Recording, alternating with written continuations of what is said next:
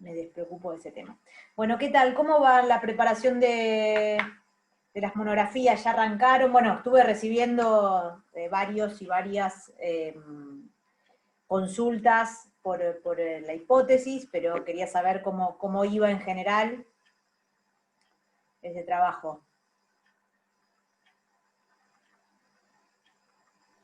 Yo lo arranqué, pero todavía no te mandé la hipótesis. Pero porque tuve parcial de español el fin de semana y entonces tuve que arrancar ayer recién. Entonces estoy viendo qué voy a hacer todavía. Está bien, hay Estoy en tiempo esa. hasta el sábado. Está bien. Acuérdense, tienen hasta el sábado a la 1 para mandarlo. Cualquier cosa, si llegan a tener algún tema con el horario, bueno, nada, me escriben. Pero la idea es que entreguen todos el sábado, todos y todas. Si no, pueden presentarlo una semana después con un justificativo. Que con una nota alcanza, eso es lo que quiero decir, ¿no? Si están muy corridos con otras materias, sé que esta es una época medio complicada, así que traten de llegar para así todos resolvemos rápidamente el tema de las notas, las correcciones, hay más tiempo para corregir, cerrar actas y todas esas cosas. Pero bueno, fíjense si tienen alguna duda sobre cómo citar. Ahí, alguien me había hecho una consulta por mail, después la miro bien y contesto. Sobre las cartas de Mariquita. Yo después paso la referencia. Si tienen alguna duda sobre esas cuestiones de forma, me escriben, no hay problema. Hay varias cosas que están aclaradas, no esa consulta puntual, obvio, porque tiene que ver con la bibliografía, pero hay varias cuestiones de formato aclaradas en el documento que les pasé la semana pasada, así que mírenlo. Ahí está, por ejemplo, la aclaración de cómo cortar las citas, cómo van entre corchetes, la cuestión de cómo enmarcarlas, cómo citar. Ahí yo sugiero un sistema para citar. Yo no tengo problema en que citen de otra manera, si es como aprendieron a citar, como por ejemplo en cita francesa, que es con nota al pie, en vez del sistema Harvard, que es entre paréntesis, o MLA, ¿no? Ahí hay, cuando se agrega la referencia en el cuerpo del texto, también a su vez hay varios sistemas. Yo no tengo problema, elijan el sistema que quieran, lo que sí les pido es que no los mezclen, que es lo que en general pasa, que citas uno con nota al pie abajo, otro en el cuerpo del texto, entonces parte del trabajo con las normas de citación de los textos tiene que ver con poder elegir un sistema y seguirlo hasta el final, digamos. Lo que tiene a favor el sistema Harvard o el MLA, en los que no se cita por apellido del autor, con, por ejemplo, la fecha de publicación. El MLA es solo el apellido del autor, ¿no? Pero, y con la indicación de página. El Harvard en general es con fecha de publicación aparte, apellido, fecha de publicación y página, que eso es lo que tienen en el punteo que les pasé. Es que se evitan todas esas notas al pie, digamos. Después citas al final la bibliografía, ¿no? Es como más llevadero en la lectura, porque piensen que cada vez que quien los lee va una nota al pie, interrumpe la lectura del cuerpo. Piensen eso multiplicado por 25. En este caso, te empezás a distraer, con lo cual la idea, o sea, lo que ayuda a ese sistema es a que fluya mejor como el tono ensayístico.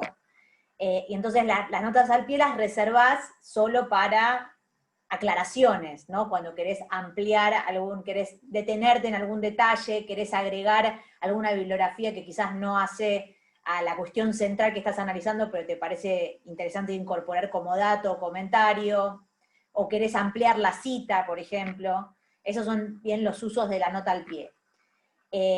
Si van a usar el otro sistema, que es que se cita en nota al pie la referencia, ¿no? Recuerden que la primera vez que citan ese texto, se cita completo, la referencia bibliográfica, y después se pone IBID u OBSIT, dependiendo de si es sucesiva la cita o van interrumpiendo con otro texto, ¿no? Y no hace falta citar bibliografía final en ese sistema. Eso es lo que quería aclarar, ¿no? Pero de nuevo, insisto, ustedes usen el que aprendieron, el que les resulta más cómodo. Lo que sí, respeten uno, eso es lo que les pido, no llenen todo de citas, no redupliquen las citas, porque eso es lo antieconómico desde el punto de vista textual, ¿no? Y después, ¿qué más? En relación con esas aclaraciones que me quedé corta de tiempo la semana pasada. Perdón. Tenés eco, no sé por qué. Ahí está. Porque estoy con el... ¿Estás con las dos cosas? Ahí está. Sí, si no, enmudecé uno, claro, ahí está. Ahí está. Por ejemplo, ay, se ve mi perro atrás, nunca vi las cámaras. El perro durmiendo. Está bien. Está bien. Así está. Yo me gusta un operativo para que no se vea que es el cuarto de mi hija, por ejemplo, acá, que vengo acá a dar clases, porque este es el cuarto de mi hija. Entonces, de vez en cuando veo, por ejemplo, ahí estoy viendo una lamparita que tiene para la noche, que me olvidé de correr. Y bueno, y así es. No, igual es la cama de él, pero nunca lo había visto, me aparecía ahí. Porque hasta ahora duerme en la mía, no en la de él, pero bueno. Con respecto a la cita, sí. Si yo hago, o sea, yo estoy acostumbrada a mencionar los textos o las ideas que voy utilizando en el desarrollo y recién al final hacerlo en la bibliografía. No estoy acostumbrada a usar nota al pie. Por eso que usted estaba aclarando y me parecía piola porque no sabía cómo usarlas. Mira, al margen de ahí en realidad sería, mi sugerencia para lo que vos estás acostumbrada es que uses el otro sistema, no el de nota al pie, sino que vos, cuando querés incorporar una cita, por ejemplo, no sé, una cita de Sarmiento, típico ejemplo, ¿no? Abrís, bueno, como dice Sarmiento, o como se dice en Facundo, lo que sea, abrís comillas, citás el texto, cerrás la comilla, y entre paréntesis aclarás, ponés Sarmiento, sí. coma, por ejemplo, año de publicación, y este es siempre el yeite de este sistema. No tenés que poner el año en que se publicó originalmente la obra, sino la fecha de edición que vos estás usando. ¿Está bien? Porque vos citás por página. Eso es siempre, ¿no? Entonces no vas a poner 1845, sino que vas a poner, por ejemplo, 2003, porque tu edición es de 2003, ¿no? Uh-huh. 2 puntos, página. No tenés que poner siquiera P. Punto, directamente pones el número de página, cerrás paréntesis y se acabó. Y vos después, al final, vas a aclarar la referencia completa de la bibliografía. Sarmiento, Domingo, Faustino, punto, Facundo, bla, bla, bla. Entre corchetes muchas veces se pone la fecha original del año de publicación, ¿no? Pones, Sí, no de sé, esas tengo ejemplos. Lo que no sabía era cómo mezclar. Pensé que tenía que usar sí o sí notas al pie y además la bibliografía y no sabía cómo hacerlo. No. Ahí, ese es un sistema. El otro sistema Listo. es lo que se llama el sistema francés, que es esto, es cuando vos citás en nota al pie, vas citando en nota al pie, y ahí vos no pones ninguna referencia en el texto y solo referenciás los datos de edición en la nota al pie. Pero ese es un sistema que cada vez se está usando menos, por eso la tendencia es el otro, ¿no? Cuando vos pensarlo desde el punto de vista de la economía de los textos y la economía digamos, del lenguaje. Si vos citaste ya una vez la referencia completa, que es la primera vez que lo mencionas en nota al pie, en ese caso, en ese segundo sistema, lo que vas a hacer después es referir a la obra con abreviaturas, ¿no? Entonces, por ejemplo, si vos estás hablando de nuevo de Facundo, la primera vez, en la primera nota al pie, citás completo Domingo Faustino Sarmiento, bueno, Sarmiento, Facundo, Domingo Faustino, Facundo, no sé, lo que sea, Ayacucho, Caracas, año, página, ¿no? En ese en general sí se usa la P, la abreviatura, ¿no? Si vos volvés a citar a Facundo, inmediatamente después pones IBID, P, tanto. Sí. Y si vos después citás a Piglia y después volvés a citar a Facundo, ponés, por ejemplo, Piglia, la referencia completa, y después ponés Sarmiento, Opsit, página tanto. Opsit refiere a obra citada, quiere decir que es la obra, la primera, la que citaste de Sarmiento. Si vos usás dos obras del mismo autor, tenés que citar aparte el título, porque si no, no se sabe cuál es. O sea, la idea es que es como un sistema de referencia que vos puedas guiar al lector a las obras a las cuales te estás refiriendo. Si vos ya citaste eso a lo largo del texto, no hace falta que lo cites al final. A eso voy. Claro. Pero el problema No, es que... me quedo con el otro mejor. No, claro, el problema de ese, aparte de que te hace todo un entramado de obsid, ibid, idem, ¿no? Ibidem, ¿no? Como depende, en realidad, algunos usan parecidos, pero siempre es como un sistema de referencia. El problema que tiene ese es que si a vos tenés la tendencia, como ciertas personas como yo, de usar mucho la nota al pie para aclarar cosas o para hacer agregados, se te llena el cuerpo de notas. O sea, se te llena el texto de notas. Y eso cada vez que, de nuevo, bajás una nota al pie, distraes al lector. Entonces también tenés que pensarlo desde ese punto de vista. Si vos querés que algo fluya, yo recomendaría, por eso cada vez se tiende a decir, bueno, piensen bien, digamos, la tendencia siempre, o siempre no, la tendencia en los últimos años es a tratar de hacer la escritura ensayística lo más llevadera y cristalina posible en relación con aquello que se está tratando de argumentar. Entonces, en ese espíritu, las subordinadas que no sean muy largas, o sea, la idea es que las subordinadas corten el texto, que digamos, que obviamente sean gramaticalmente correctas, pero sobre todo, ¿no? Que no sea todo un párrafo, una misma subordinada, que no haya muchas aclaraciones, que las notas, cuando se agregan, estén bien justificadas, digamos, realmente aporten algo nuevo, y que no simplemente repitan lo que vos ya dijiste en el cuerpo del texto, o hagas una cita de autoridad porque tenés que citar, porque es un ejercicio, digamos. Y lo mismo cuando se citan textos del corpus, que esa cita sea analizada por ustedes, digamos, que ustedes con esa cita demuestren aquello que están tratando de justamente fundamentar. No poner una cita al tuntum porque sí, sino que esa cita, la idea es que después la puedan recuperar en su propia argumentación y la trabajen, ¿no? La analicen más detalladamente. Y por ejemplo, si usamos un texto crítico, no sé, uno de la profesora Laera, y en vez de usar una cita mencionamos o parafraseamos alguna de las ideas que menciona. Igualmente, atrás en bibliografía se pone la obra, o digamos el texto crítico que se usó. Sí, una cosa muy importante, porque es algo que si no les voy a marcar, en la bibliografía se cita lo que usan, no todo lo que leí, lo que usan, porque muchas veces también se usa bibliografía general, ¿no? Que es esta idea de que, bueno, miren, yo leí desde Aristóteles a, no sé, lo que sea, una canción de Daddy Yankee para poder hacer esta monografía. No, solo lo que ustedes citan en este caso, ¿no? Porque si no se les va a hacer eterna parte de la bibliografía.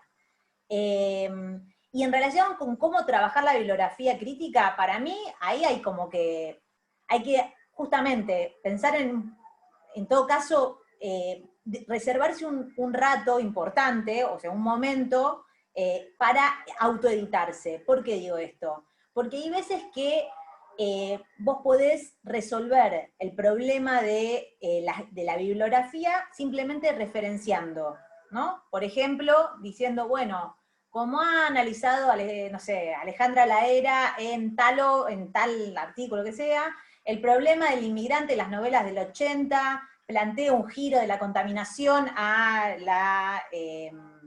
ahora no me sale otro término, del contagio a la contaminación, por ejemplo, ¿no? Entonces ahí estás parafraseando, no le estás citando a Alejandra, ¿no? Incluso a veces podés decir cuando el problema es muy general y vos querés dar cuenta de que, bueno, ahí hay un contexto, que vos leíste esos trabajos y que los estás teniendo en cuenta, pero que no vas a trabajar eso porque son 5 páginas, recordemos esto, decís, como ha analizado la crítica en relación con la novela realista del 80, entre paréntesis, Prieto, Laera, Ludmer, y ahí podés poner todos los, digamos, los nombres de los autores que vos quieras en relación a trabajos que justamente abordan esa cuestión que vos vas a trabajar. Y después, bueno, seleccionar a quién citás específicamente, ¿no? Como para dar cuenta de que vos sabés que todos estos tipos trabajaron, y tipas trabajaron, ¿no? Ese problema.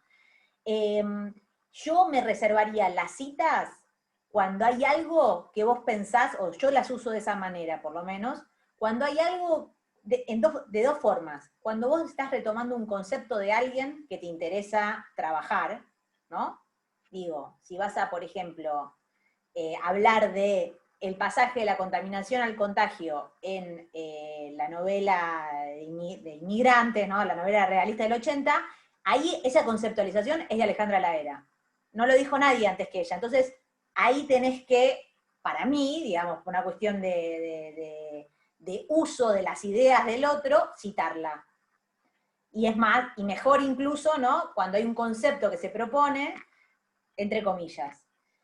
Y después, cuando reservar la cita más larga, más extensa, cuando ahí hay una idea que vos decís, yo no lo puedo haber dicho mejor. Digamos, cuando vos ves, ahí, digamos, querés retomar una idea de alguien que no tiene sentido decirla mejor que como lo dijo esa persona. Entonces directamente citás la idea completa de la bibliografía, que a vos te sirve para pensar algo. Yo en general uso así la bibliografía crítica, ¿no?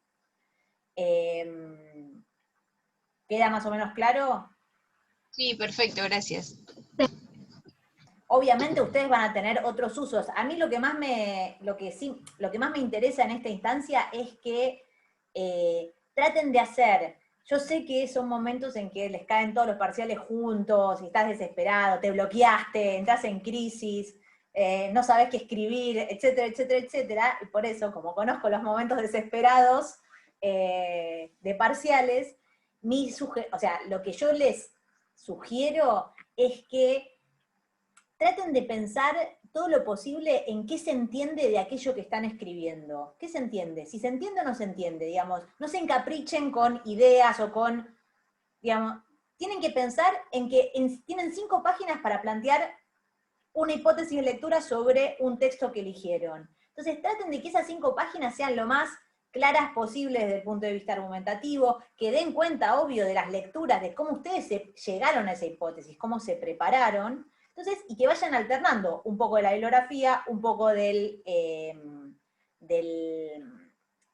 corpus literario y sus ideas. O sea, ahí yo en los parciales les fui marcando cuando les decía, bueno, acá hay una buena alternativa, acá se nota la lectura personal, acá, digamos, también como para que ustedes vayan teniendo conciencia de esos pasajes entre usar las ideas de los otros, proponer algo personal y cómo entra el texto a jugar ahí, ¿no? Que eso es todo un proceso que se va aprendiendo a lo largo de la carrera, por eso digo, no pasa de un día para el otro, pero se va ejercitando.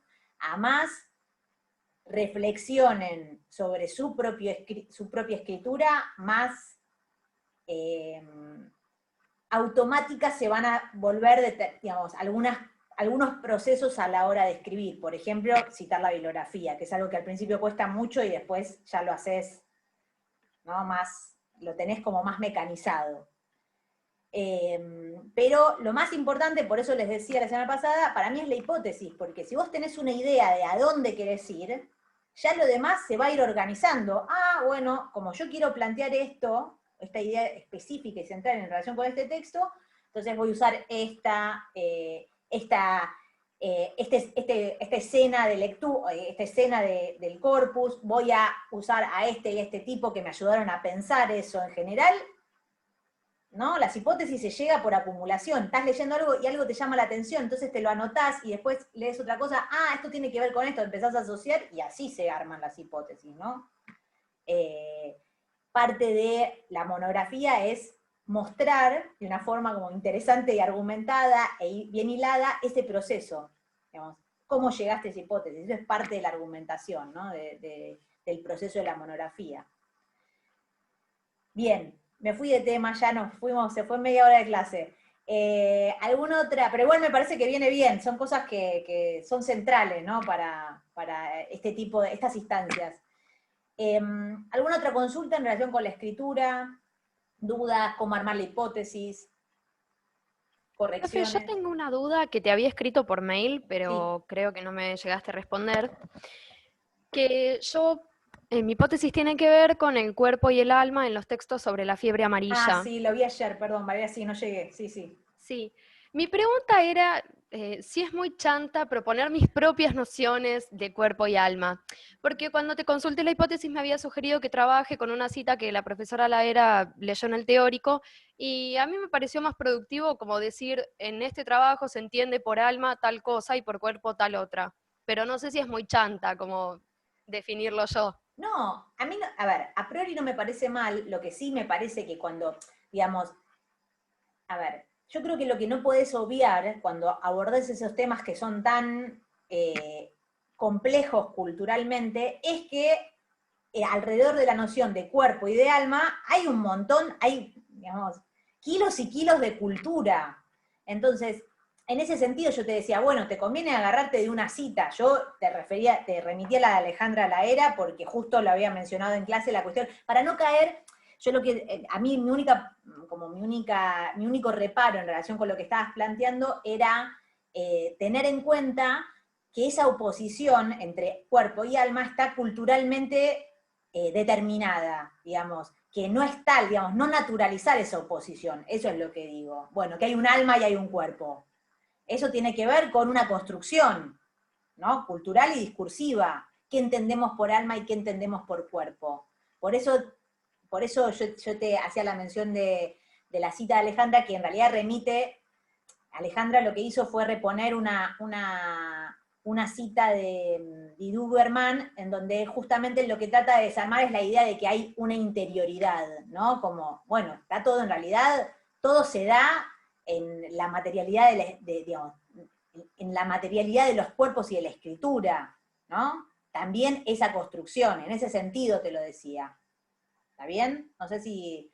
Yo no tengo problema, digamos, yo entiendo, me parece que lo que podés hacer en todo caso es decir, bueno, yo entiendo por alma esto y entiendo por cuerpo esto, y me parece que funciona de esta manera en los textos, pero al mismo tiempo ten en cuenta, o hacelo, o expresalo, o visibilizalo en el texto, que eso que vos estás entendiendo por alma también es una construcción. Digamos, se puede trabajar Bárbaro, muchas gracias, conceptualmente, profe. a eso voy. Gracias. Bien. Bueno, ¿alguna otra consulta? Yo tengo una duda muy chiquita, pero es tipo, creo que es hasta un poco tonta, pero no sé, porque nunca hice con títulos y subtítulos un trabajo así, digamos. Entonces, yo pensaba poner el título, una introducción y después empezar con las secciones. ¿Se necesita como un título para la introducción también? No. ¿No? No, Buenísimo. menos todavía sí, digo, eviten los títulos que sean como Innecesario. esquemáticos e Sí, innecesarios, tipo introducción o gracias. conclusiones. Sí. Eso, porque no suman nada, digamos, la idea del subtítulo es al revés, que oriente a la lectura de ese, digamos, a la lectura de ese apartado. Como, bueno, acá voy a hablar de esto, digamos. La idea del subtítulo siempre es que organice la lectura, que ayude a ordenar y a anticipar las famosas, ¿no? Estrategia de anticipación cuando leemos, que ayude a anticipar un poco de qué va a ir ese apartado. Entonces, introducción no te anticipa nada, salvo ese primer párrafo que sabés de qué va, ¿no? Sí, claro. Y más en el caso más en el caso de un trabajo tan corto, ¿no? Mm. Una cosa más en relación con los subtítulos, que sean cortos, ¿no? Digamos, no pensar en un subtítulo gigantesco. Este tipo de las monografías tienden a tener, ¿no? Títulos bastante descriptivos y largos. Eso no es un problema, pero en el subtítulo sí, porque el subtítulo justamente la idea es que sea una o dos palabras que orienten hacia el contenido de ese segmento, pero no un título gigantesco que te cuente todo lo que va a pasar, a eso voy, ¿no? Es algo que te adelanta, nada más. ¿Bien? Sí, buenísimo, gracias. Bien. Porque acá, claro, no los veo asintiendo, ¿no? Como en las épocas de clase presencial. Bueno, vamos con Holmer, entonces, sí, en todo caso, si hay alguna otra duda o consulta, la retomamos al final de la clase. Bueno, ¿leyeron La bolsa de huesos? Primero y principal. Natalie, sí, veo no, sí, Pierre sí sé, porque aparte quizás lo trabaja en la monografía. Y vamos a presuponer que sí. Que tengo a dos, por lo menos, dos sí confirmados. Bueno, entonces, ¿saben qué? ¿No? La bolsa de huesos es la segunda parte de la unidad, la unidad que empezamos la semana pasada, que se titula, ¿no? Sangre y huesos. Y justamente una posible forma de, ¿no?, empezar a acercarnos al texto es pensar que tienen en común un texto como La bolsa de huesos con En la sangre, la novela que trabajamos la semana pasada, y bueno, con Inocentes o culpables también, que forma parte de esa unidad también. ¿Qué tienen en común? A ver, quienes leyeron La bolsa de huesos, ¿qué les parece que puede haber en relación, ¿no?, con Cambaceres? Si es que hay, quizás no, digamos. No, nada. No sé, me cuesta mucho, pero me la juego. A ver. Se me ocurre que también una cosa que me parece que puede llegar a tener en común con En la sangre es la construcción de pensamiento, o sea, la manera de reflexionar a través de presupuestos que tienen que ver con la ciencia, ponele. No digo, pensando en el darwinismo social de En la sangre como una ciencia. Y Bueno, acá, sí. bueno, la frenología es como, está ahí, ¿viste? Como el ayudante del detective es directamente frenólogo. O sea, es un Exacto, médico claro. especializado en eso. El Watson Eso se me ocurre que es un punto frenólogo. común. Sí, Sí. ese bot es espectacular. Totalmente, sí, tal cual, porque aparte, bueno, eso necesita el recurso del ayudante para poder explicar, entonces se trae al frenólogo. A falta de Watson tenemos un frenólogo. Es espectacular y está muy bueno. Pero eso creo que es un punto de contacto, ponele. Exactamente, sí. Todos estos textos, las dos novelas que se trabajaron en clase, en el teórico la semana pasada, y que trabajamos en práctico en el caso de En la sangre, y este texto tienen en común, digamos, la unidad lo que plantea es justamente pensar cómo la ciencia aparece en esta época en la Argentina y en la literatura, ¿no?, como un eje para pensar determinados fenómenos, ¿no? Y es más, podríamos decir que en estos textos, con sus diferencias, con sus diferentes usos, y muy diferentes, ¿no?, de la ciencia, coinciden, sin embargo, en el hecho de que la ciencia aparece como el saber más apropiado, más justo para leer qué hay adentro de los cuerpos, ¿no? Eso es, como podríamos decir, si hay algo que tienen en común Cambaceres con Holmberg, aunque parece a primera vista quizás no parecen emparentados, tiene que ver con eso, ¿no? Con que la ciencia es el saber que se usa para ver qué hay adentro de esos cuerpos, ¿no? Y sin embargo, decía, ¿no?, parecen bastante diferentes, ¿no? Si leyeron En la sangre, en realidad el tono, ¿no?, y lo que se narra, aquello que se narra y hacia dónde apunta, no aparece necesariamente emparentado con La bolsa de huesos, tampoco Inocentes o culpables. Y yo creo que ahí hay una diferencia central que tiene que ver con cómo se piensa la literatura en relación con la ciencia, ¿no? ¿Se acuerdan que habíamos visto en relación con la novela naturalista la semana pasada? ¿Cómo se pensaba la novela naturalista en relación con la ciencia? ¿Se acuerdan? Que charlamos bastante.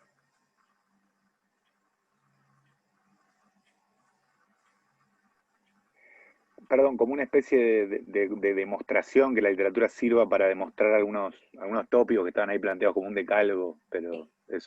Exactamente, ¿no? La ciencia se piensa, siguiendo, ¿no?, en realidad Solá, ¿no?, la novela naturalista se piensa como un documento de verdad, ¿no? Como si la literatura, por imitar el método científico, pudiera producir una verdad, ¿no? Esa es la idea del naturalismo en crudo, ¿no? Después hay que ver qué se produce en la práctica, pero esa es parte de la hipótesis que trabaja la novela naturalista, ¿no?, la intención. ¿Para qué? Para denunciar un mal social, ¿no? La idea es esa, la literatura quiere imitar a la ciencia para poder justamente mostrar un mecanismo que está funcionando mal en la sociedad y postular en todo caso una posible solución, ¿no? Ahora bien, quienes leyeron a Holmberg, ¿esto se da en el caso de La bolsa de huesos?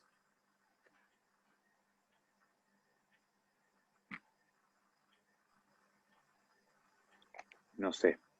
Ahora que tomaba la palabra para decir. No, diría que a priori no, porque creo que la intención es otra. O sea, como que yo creo que en toda una parte de la novela, sobre todo la primera, hay una intención muy metatextual, ¿no? Como que el chabón siempre está insistiendo en que todo es para escribir una novela.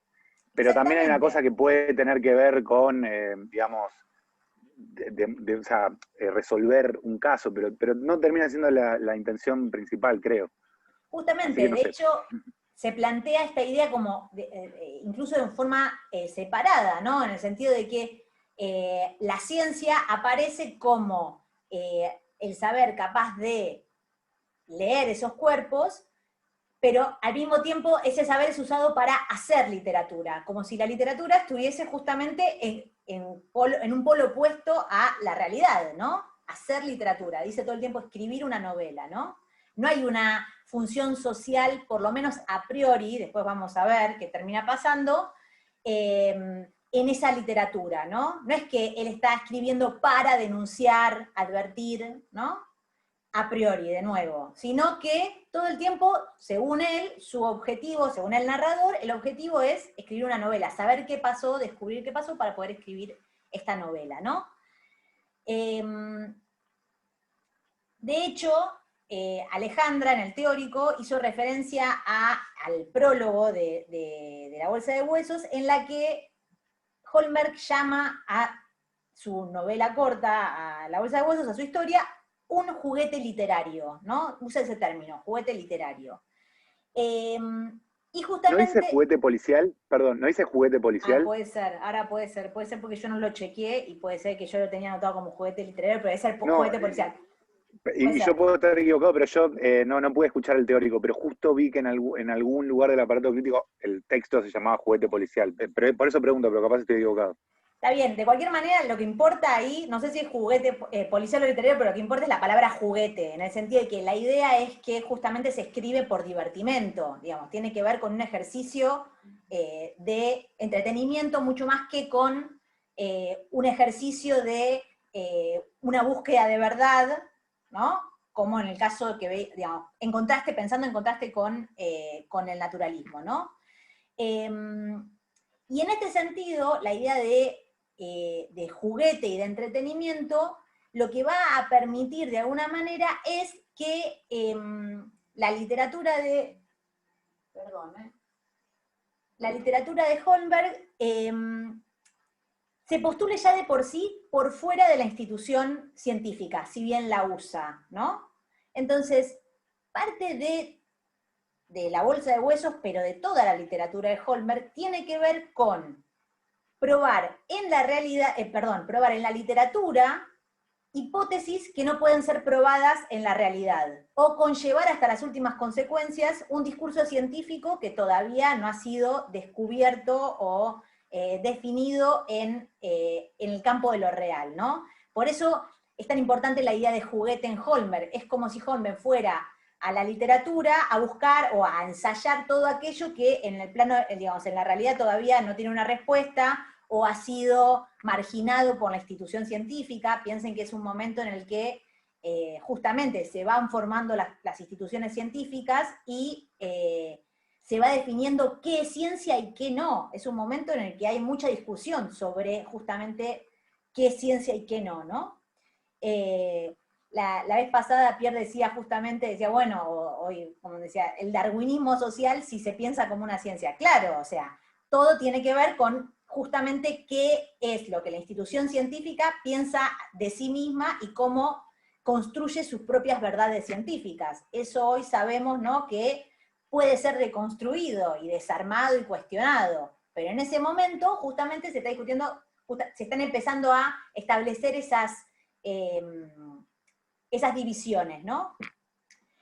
Y marco esto porque justamente es algo muy propio de toda la obra de Holmberg y de un género que él va a ser como el artífice y quien lo trabaje de manera más específica, que es la fantasía científica, que es justamente lo que se postula en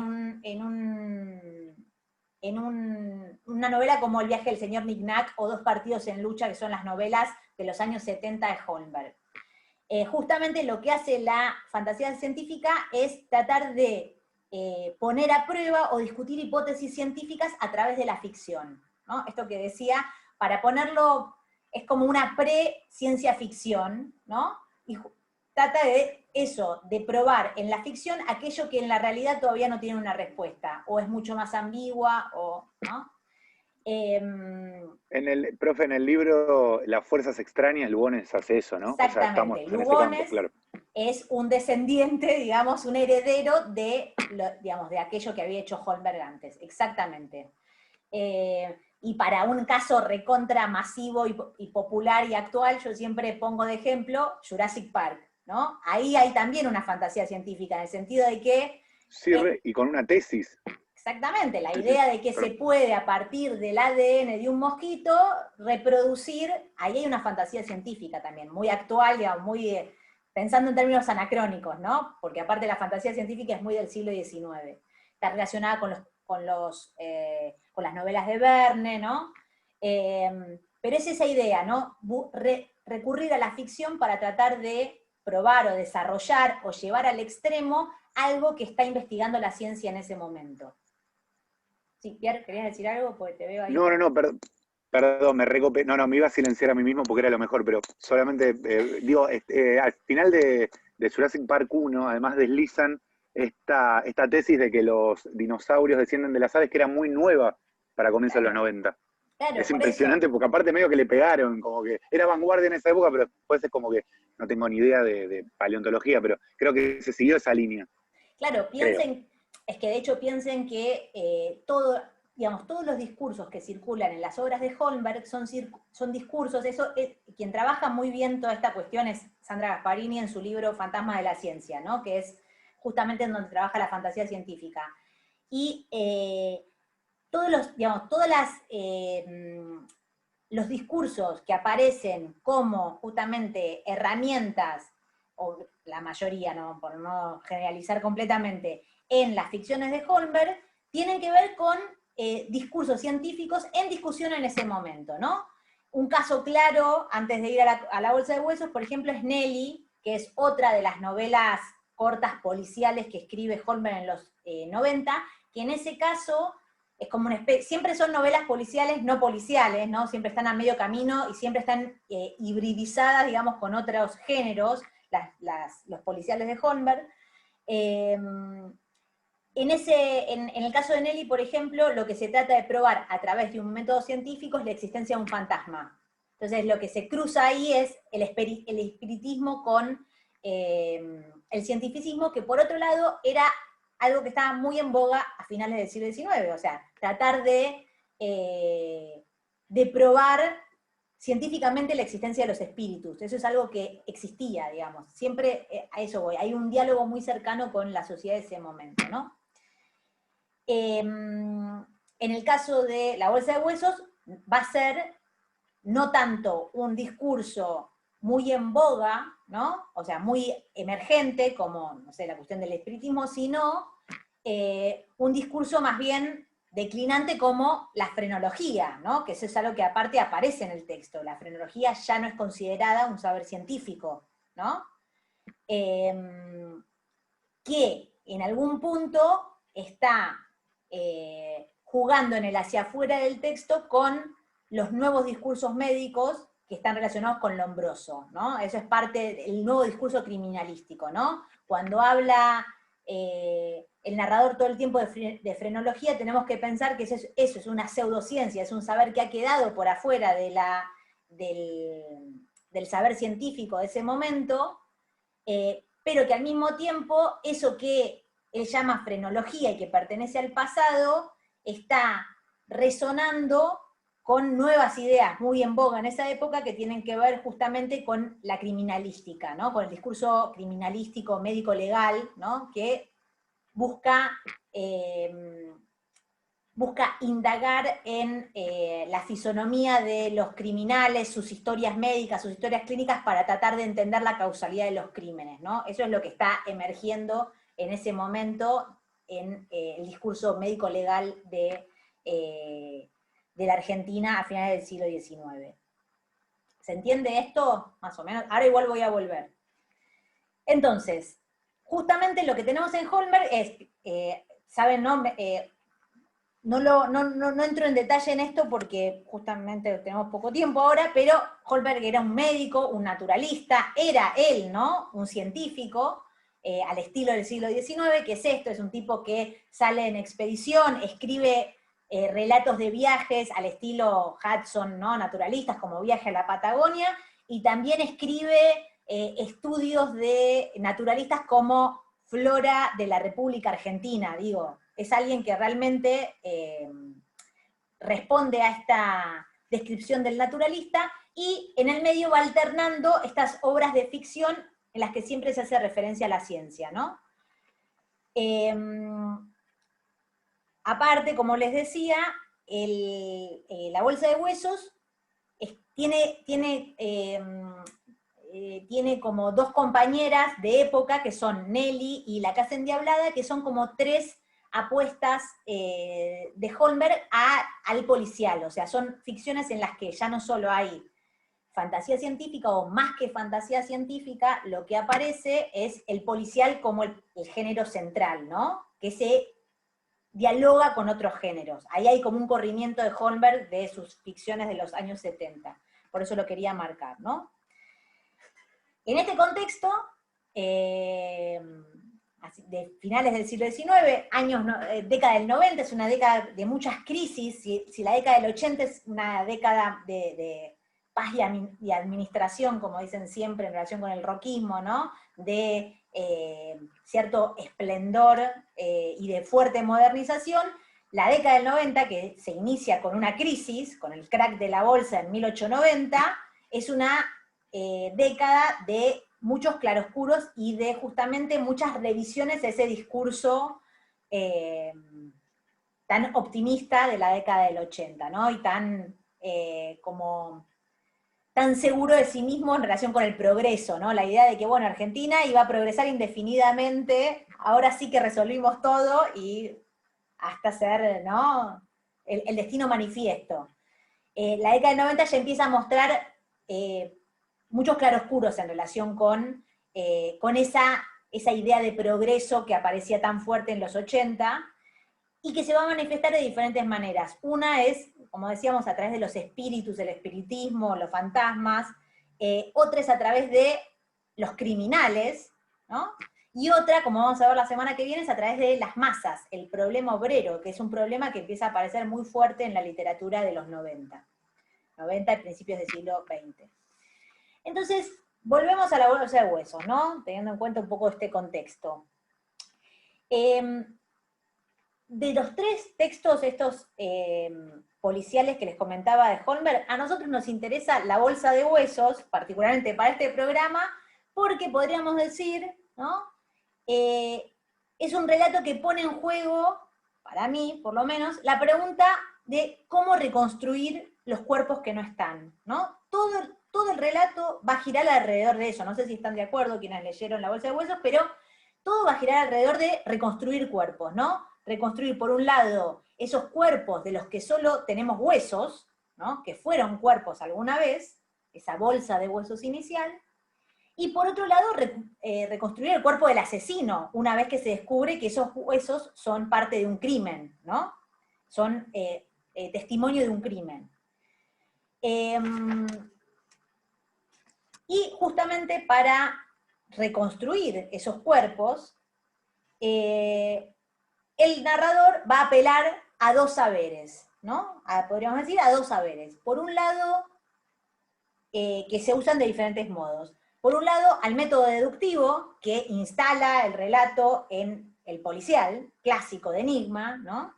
Eso trabajó bastante Alejandra en el teórico pasado, todas estas filiaciones, ¿no? De la bolsa de huesos en relación con el policial de enigma europeo y estadounidense, con Poe, con Conan Doyle, ¿no? Como esa biblioteca que de repente aparece en las revistas de la época y en los autores de los 80. Entonces, el método deductivo que justamente usa el enigma clásico para resolver, el policial clásico para resolver los enigmas, ¿no? Los enigmas que se plantean. Y justamente lo que narra siempre el policial de enigma es el desarrollo de la investigación. Es decir, siempre se van a narrar dos cosas en el policial de enigma: cómo se reconstruye el crimen que sucedió, y a su vez la investigación de cómo se reconstruye el crimen que sucedió. Y esto sucede, ¿no? Digamos, esta regla típica del policial clásico se produce, de hecho, en La bolsa de huesos. Hay un médico que deviene investigador, con un ayudante a quien le explica su proceso de, justamente, deducción, ¿no? Y hay una serie de indicios que hacen que él pueda descubrir qué es lo que sucedió ahí, cuál fue el crimen y quién es el asesino, quién es la culpable, ¿no? La resolución del enigma. Por otro lado, es decir que, digo eso, el método deductivo es una clave que ayuda a leer aquello que sucedió ahí, a reconstruir aquello que sucedió. Y por otro lado, el otro saber que aparece fuertemente, como señalaba Pierre, como protagónico, es una pseudociencia que es la frenología, ¿no? Es decir, un discurso que ha quedado marginado de la institución científica, pero que de todas maneras sirve en este caso para leer aquello que no se ve, ¿no? Los policiales de enigma siempre se trata de eso, de hacer visible lo invisible. Y la clave de lectura en este caso va a ser la frenología. Podríamos decir también, digo, no es casual que él use una pseudociencia y no una ciencia que en ese momento está legitimada, porque justamente esa ambigüedad de la frenología en relación con la ciencia, ¿no? Es algo que se pensó que es científico, pero no lo es en ese momento, etcétera, etcétera, es lo que le permite a Holmberg introducir la ficción dentro de la frenología. Es decir, postular que la frenología puede ser mucho más precisa y llegar a averiguar muchas más cosas de lo que en realidad la frenología puede averiguar, ¿no? Digamos, a partir de un hueso se puede saber si el tipo mentía o no, por ejemplo. Esa idea es como llevar una idea científica hasta sus últimas consecuencias. Ahí hay un proceso ficcional, esto es lo que quiero decir, ahí está la fantasía, ¿no? Que él mismo exhibe, de hecho, cuando Clara le dice, pero la frenología no puede hacer eso al final, y él dice, bueno, te sorprenderías si lo logramos, ¿no? Sí se puede. Ahí está, me parece, el salto a la ficción. Y justamente el aprovechamiento de que sea una pseudociencia lo que se usa y no la ciencia, ¿no? Ese es el salto. Y al mismo, digamos, entonces tenemos estos dos discursos, ¿no? Estos dos saberes que nos van a ayudar a leer estos cuerpos, y al mismo tiempo también nos van a ayudar le van a ayudar al narrador a descubrir que hay un crimen, porque en realidad, y acá es donde La bolsa de huesos empieza separándose del policial clásico desde el vamos, lo primero que, digamos, asistimos como lectores de ese texto es que en realidad, en principio, no hay crimen. Lo primero que descubre no hay escena del crimen, ¿no? Lo primero que descubre el narrador es que se produjo un crimen, ¿no? A partir de esa bolsa de huesos. Es decir que ya de por sí ahí hay una premisa que no se va a cumplir en relación con el policial clásico. El policial clásico empieza con una escena, con una escena de un crimen que se va justamente a analizar y a ir deduciendo lo que pasó a partir de las pistas que se encuentran ahí, ¿no? Por el contrario, en este caso, hay que reconstruir la escena del crimen para poder reconstruir el crimen, para poder encontrar al culpable, ¿no? Hay como 3 movimientos.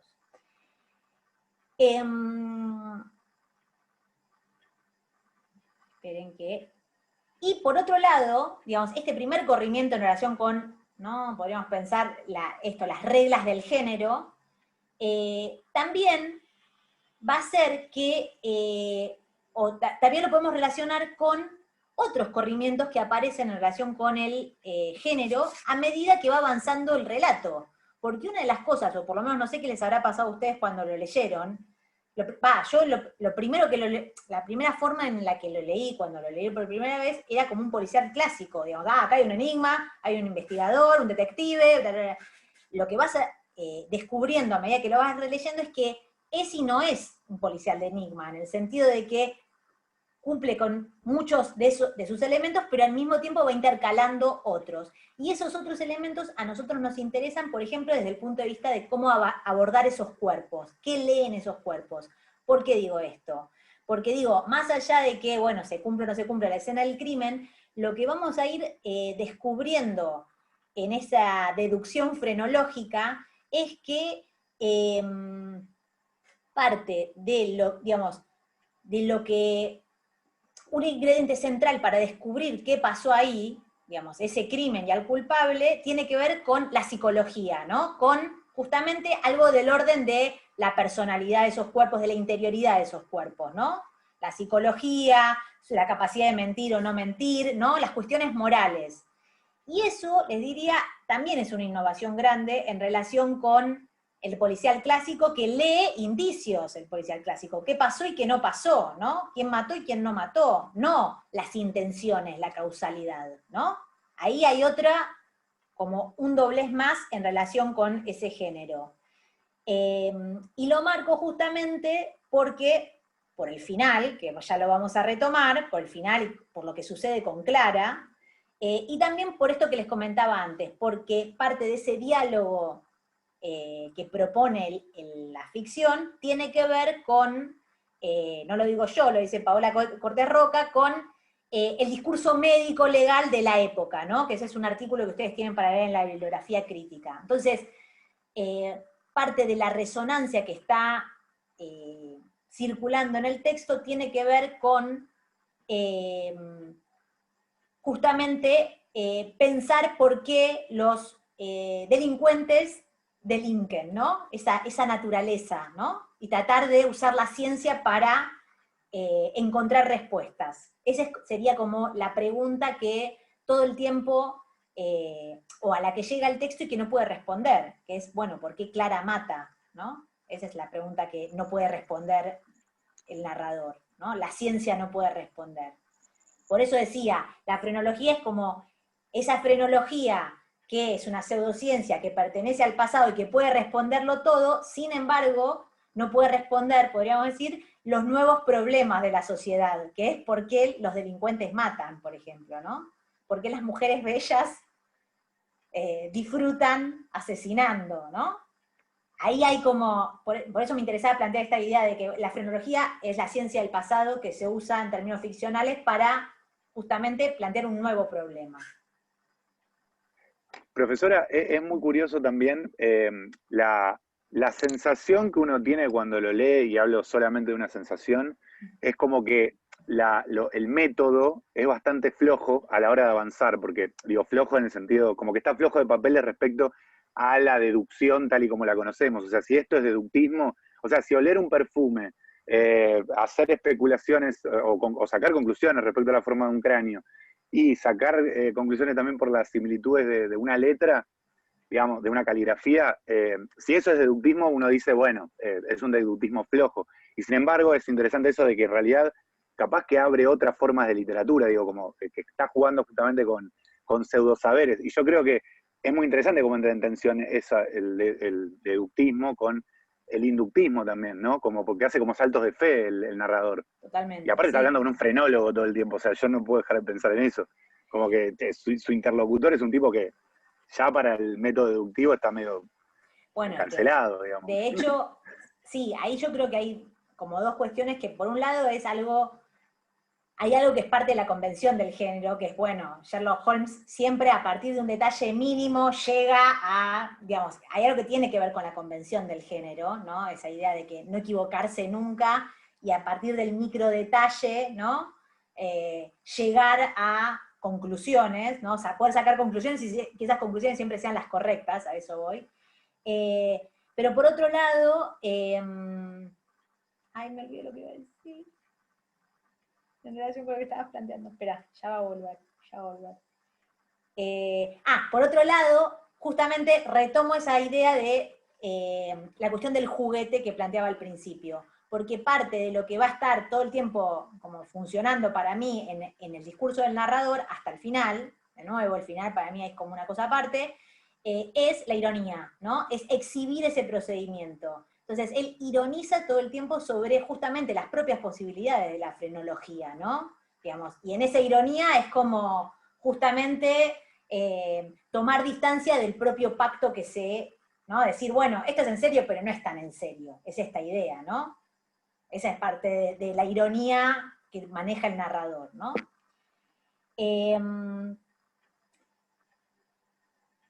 Bien, entonces, algo que me gustaría justamente plantear en relación con esto que estábamos trabajando, ¿no? El discurso médico, la frenología, el método deductivo, es justamente pensar, y la cuestión de lo híbrido de este texto, ¿no? Es justamente pensar que en realidad, desde un principio, desde el vamos, desde que abre el relato, ya de por sí el narrador va a plantear que esa historia tiene otro tipo de insumos más allá de la ciencia, ¿no? Y más allá del método deductivo.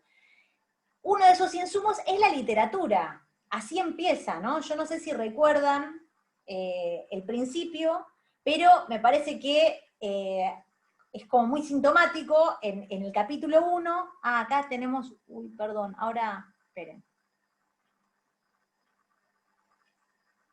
Acá dice Melina, no es solo el deductivismo, Holmer está mezclando un montón de saberes, lo leían en la carrera de medicina, hizo los planos de Palermo. Claro, era lo que había comentado al principio de la clase, Melina, está mezclando un montón de saberes, hay que tener en cuenta si se cae en el reduccionismo. Claro, sí, no, por supuesto, justamente estamos tratando de desarmar abrir el texto, ¿no? No es solo eso, sino al revés, está hibridado, siempre es un texto muy híbrido. Entonces, lo que me interesaba justamente es ver cómo en el propio texto ya se plantea algo que tiene que ver con justamente la literatura, ¿no? Con qué dispara la búsqueda de esos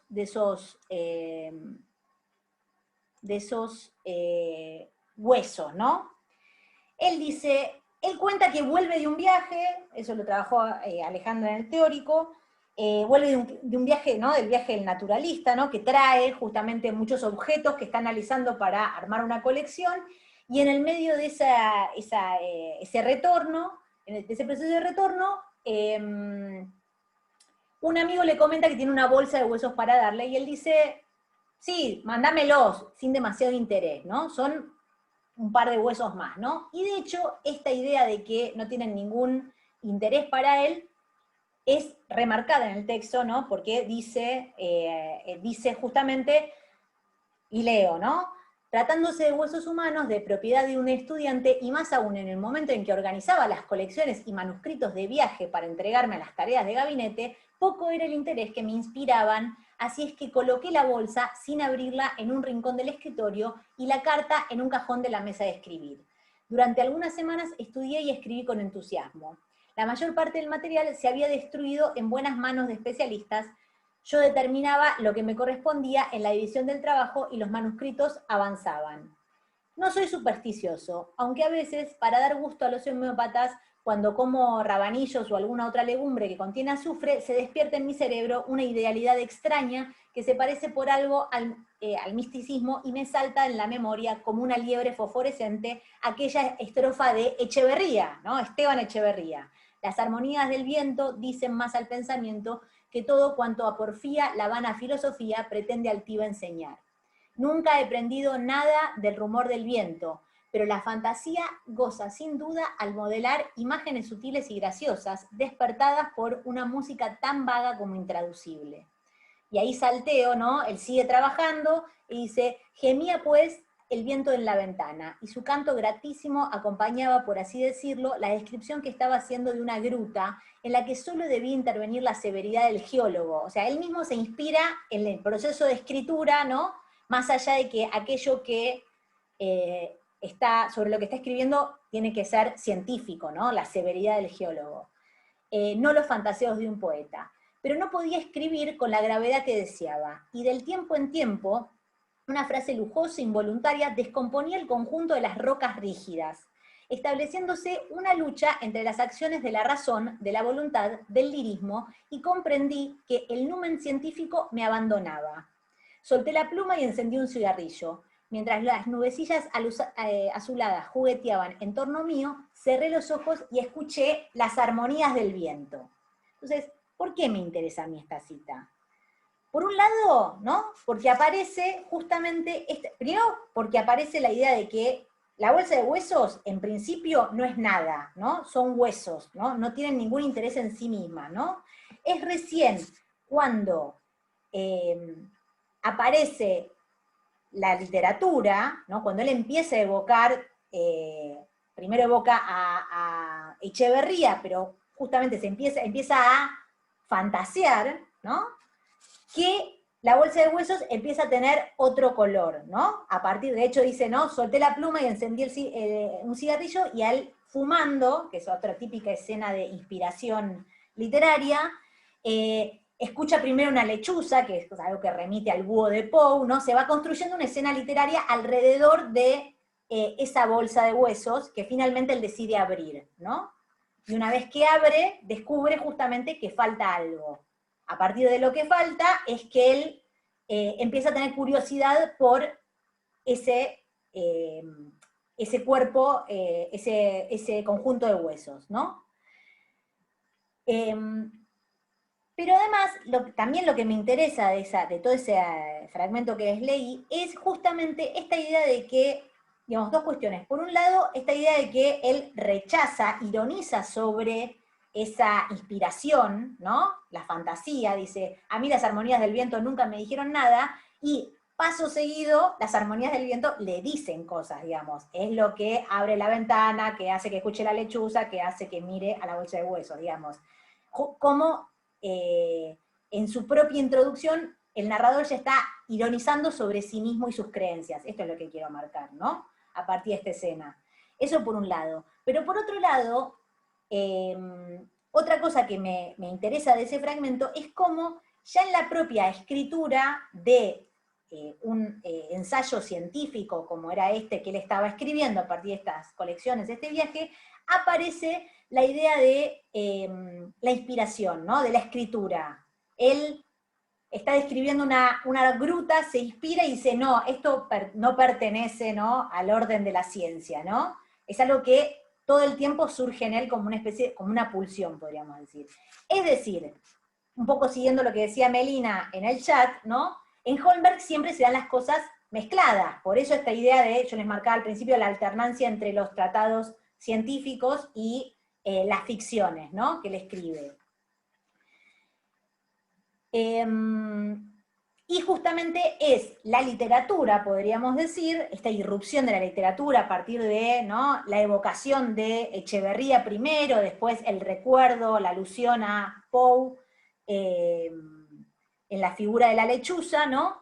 Que esa bolsa de huesos adquiere interés, ¿no? Esos huesos dejan de formar parte de una colección, de algo que le trae un amigo, sin ningún interés particular, y empieza a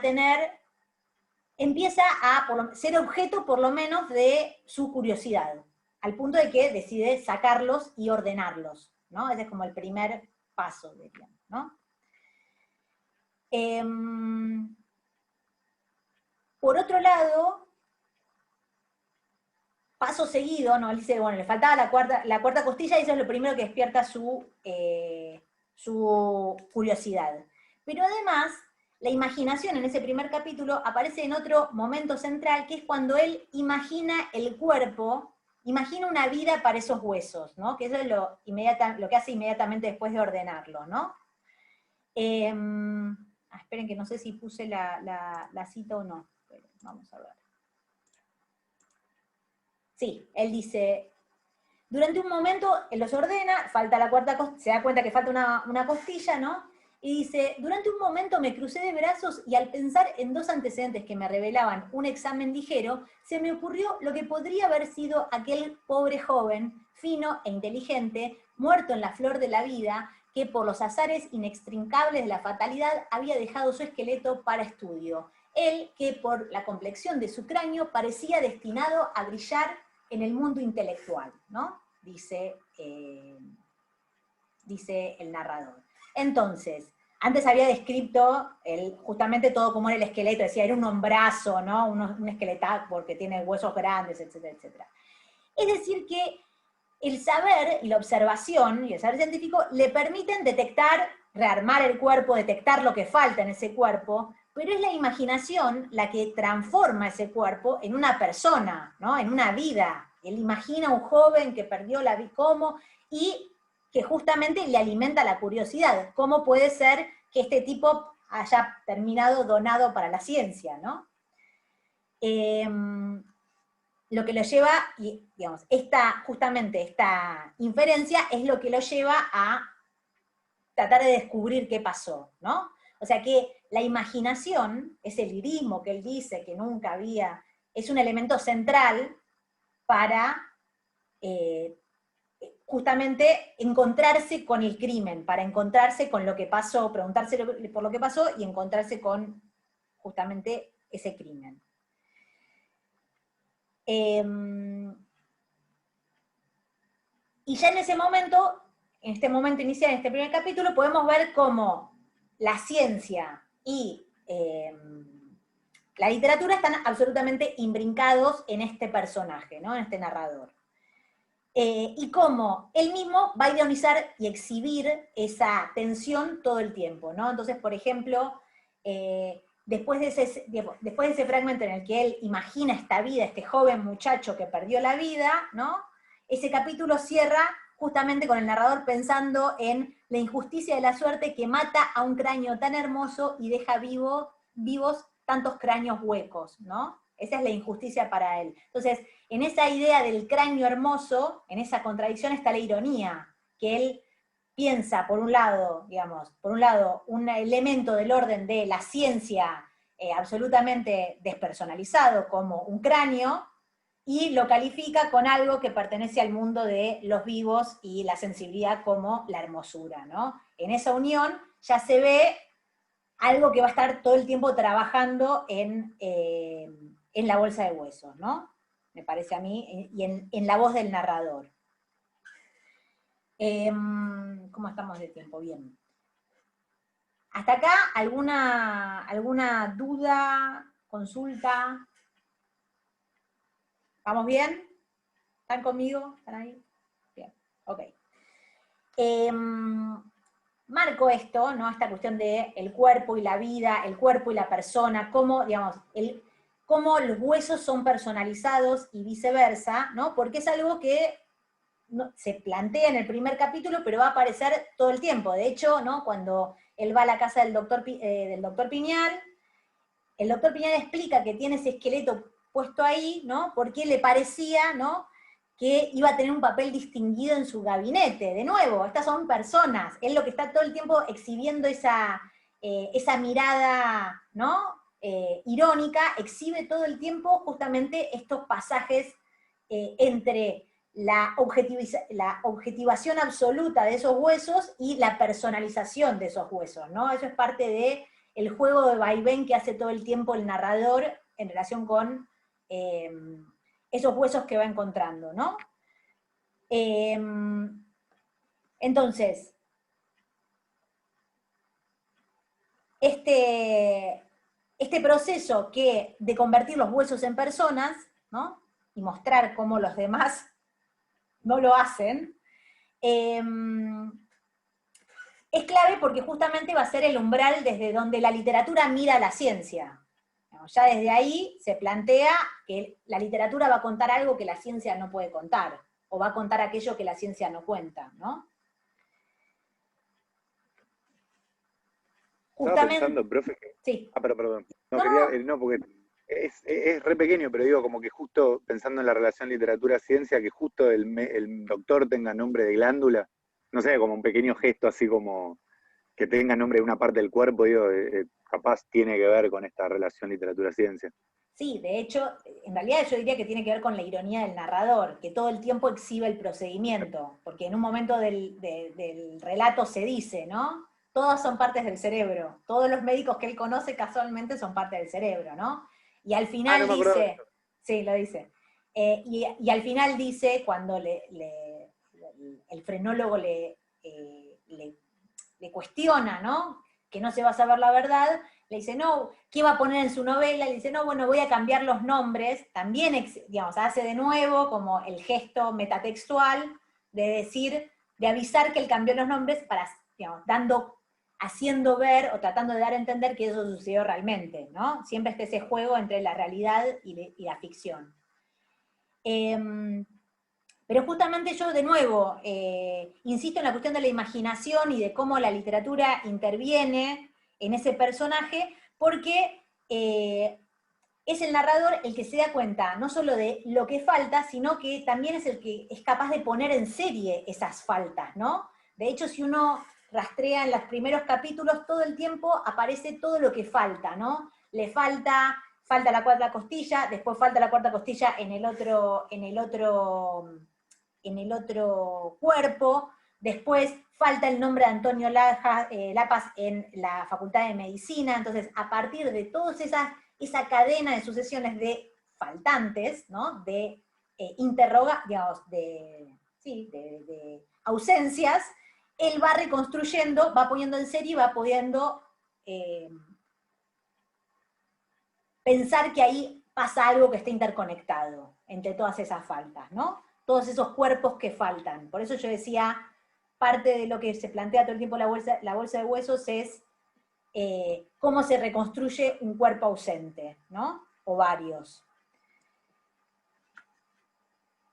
Y este interés, se dice desde el principio, esta curiosidad que se despierta a partir de lo que falta, se dice desde un principio, es absolutamente individual, ¿no? No tiene, de nuevo, pensando en contraste con el naturalismo, no tiene una vocación social.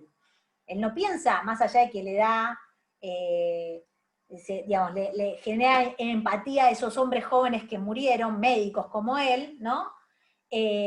Todo el tiempo lo que lo lleva a tratar de averiguar qué es lo que sucedió ahí, dice él, es la curiosidad, ¿no? En un momento dice, aquella coincidencia tan trivial aparentemente había incendiado mi cerebro con la fiebre de la pesquisa, ¿no? Y lo que más me molestaba era mi ignorancia en un arte tan difícil para el que no tiene el numen, ni la escuela especial, ni la obligación. ¿En qué laberinto iba a sumergir mis facultades? ¿Podía acaso contenerlas? Entonces, es ahí cuando él no encuentra una respuesta y lo mata la curiosidad, ¿no? Que es absolutamente personal y pulsional, podríamos decir, ¿no? Es una fiebre, que él recurre a la frenología como posibilidad de respuesta, para poder averiguar qué es lo que pasó con qué es lo que pasó con esos huesos, ¿no? Ahí es donde recurre a un saber que no está institucionalizado. Digo, él no va a la escuela de medicina, no va a la institución a tratar de encontrar respuestas, ni va a la policía, sino que recurre a un saber que es una pseudociencia, que es la frenología, ¿no?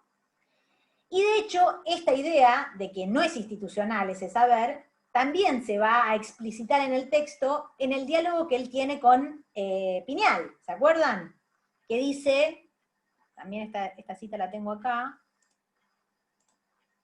en la que él dice, puedes decir lo que quieras, pero he sido testigo de tales cosas en lo que a esto refiere, que me atrevo a sostener que nuestra ciencia médica, representada por sus dignos sacerdotes, comete más errores en el diagnóstico o en el tratamiento que un amigo mío, a quien jamás le he visto cometer como frenólogo una sola equivocación. Entonces le contesta Piñal, nuestras facultades han rechazado siempre la frenología, por eso digo que es una pseudociencia, ¿no? Y le contesta el narrador, ni tú ni yo estamos llamados a modificar sus decisiones, porque sin darles la razón, nos han dominado con su indolencia al respecto. ¿De qué modo piensas que en ella hay algo? Lo bastante para abrigar la convicción de que somos unos ignorantes en esa cuerda, ¿no? Entonces, justamente en esa escena, el narrador hace visible esta idea de que está recurriendo a un saber que en realidad no está legitimado ni institucionalizado, ¿no? Sino que es justamente un saber denostado por los médicos a esa altura. Por eso marco la idea de que la frenología es un saber del pasado, que para esa altura ya no tiene entidad científica, ¿no? Eso es importante tenerlo en cuenta. Esperen que acá hay un comentario. Les leo el comentario de Melina. Dice, en eso me recuerda, por ejemplo, al cuento El Escuerzo de Lugones, creo que ese era el nombre, donde se habla de esa presencia justamente que tiene el escuerzo muerto como energía, la idea de la vida. Sí, Lugones, aparte, bueno, en Lugones está mucho más fuerte, mucho más presente la idea del espiritismo, ¿no? De algo, una vida que es más allá de lo humano, y todo el tiempo la ciencia trata de captar, ¿no? Entonces ahí también aparecen diferentes formas. En Isura aparece a través de la idea de la vida del mono, ¿no? Este mono que se entrena, o sea, van apareciendo en diferentes inflexiones, pero sí, eso que trata, esa vida, o lo vital, ¿no? Que trata todo el tiempo de captar Lugones a través de la ciencia y siempre es medio inasible, sí, sí, totalmente. Me parece que ahí hay una afiliación, sin duda. Bien, entonces, vuelvo a la cuestión de la frenología y de recurrir a este saber. Justamente, parte del kit de la cuestión, ¿no? Antes para poder llegar al crimen, es determinar que esos huesos, ¿no? Que esos huesos ya no pertenecen al mundo del naturalista, sino que pertenecen al mundo del detective, ¿no? Pensar que el naturalista se convierte en un detective.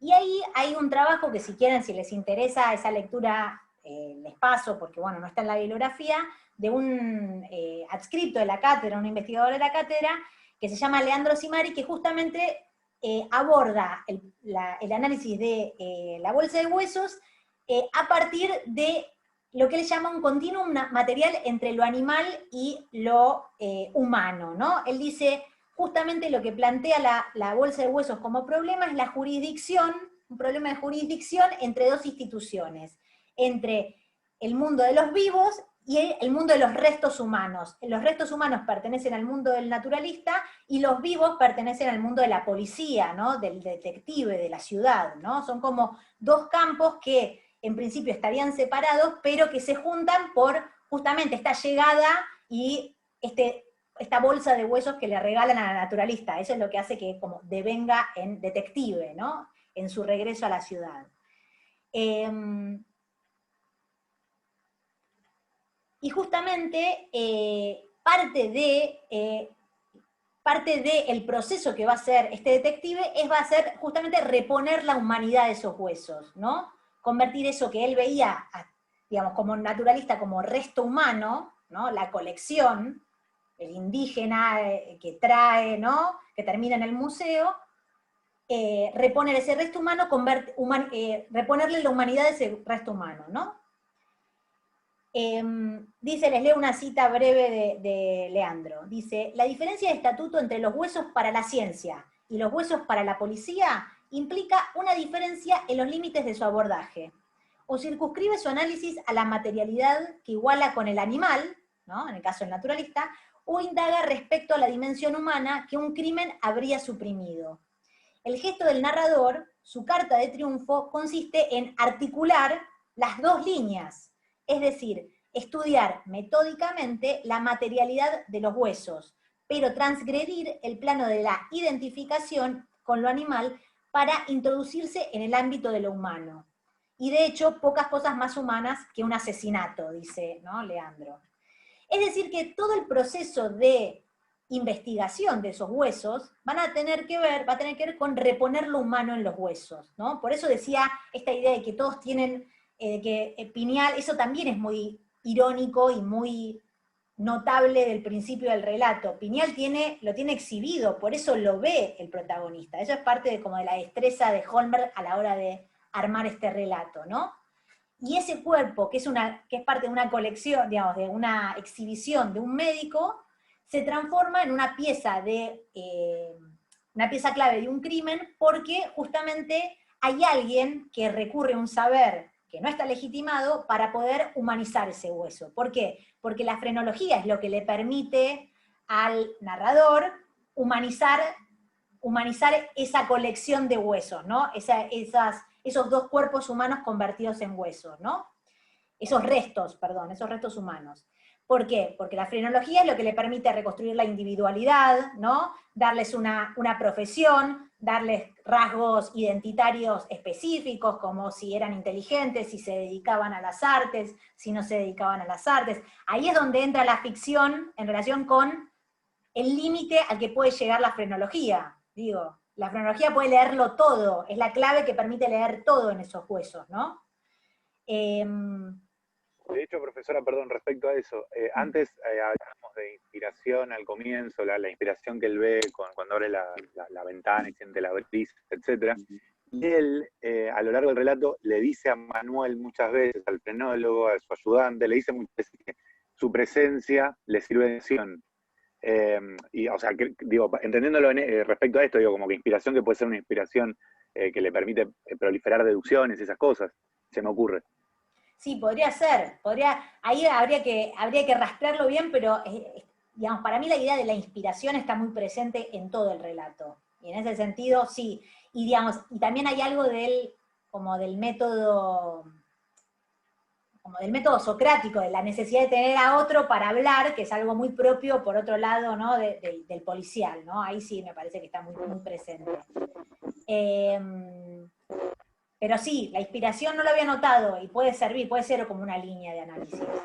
Es que de hecho Manuel le dice, muchas veces le dice Manuel como, che, bueno, dale, decime en qué estás, o sea, como cómo venís con el caso. Sí, compartí un poco porque no tengo nada. Y él le dice, no, tranqui, todavía no es el momento. Así como medio, y en algún momento Manuel desesperado le dice como, che, pero entonces ¿para qué me tenés acá? Y él le dice precisamente eso. Te tengo como inspiración, y se lo dice un par de veces. Pero sí, lo podría rastrear. De hecho, es como, Manuel le da un saber específico, una clave de lectura, ¿no? Que en realidad, de nuevo, se necesita de otra figura, que es la del naturalista detective, llámenlo como quieran, el naturalista escritor, ¿no? El naturalista escritor detective, que es el que es capaz de poner en serie todo eso e imaginar sobre esa serie, ¿no? Porque eso es parte de lo que hace este narrador, ¿no? Y de hecho es recién cuando tienen una individualidad estos huesos que se encuentra un nombre, ¿no? Y a partir del nombre se encuentra el crimen. Digo, todos estos pasos son los pasos que se van siguiendo, las pistas que se van siguiendo a lo largo del desarrollo del relato, ¿no?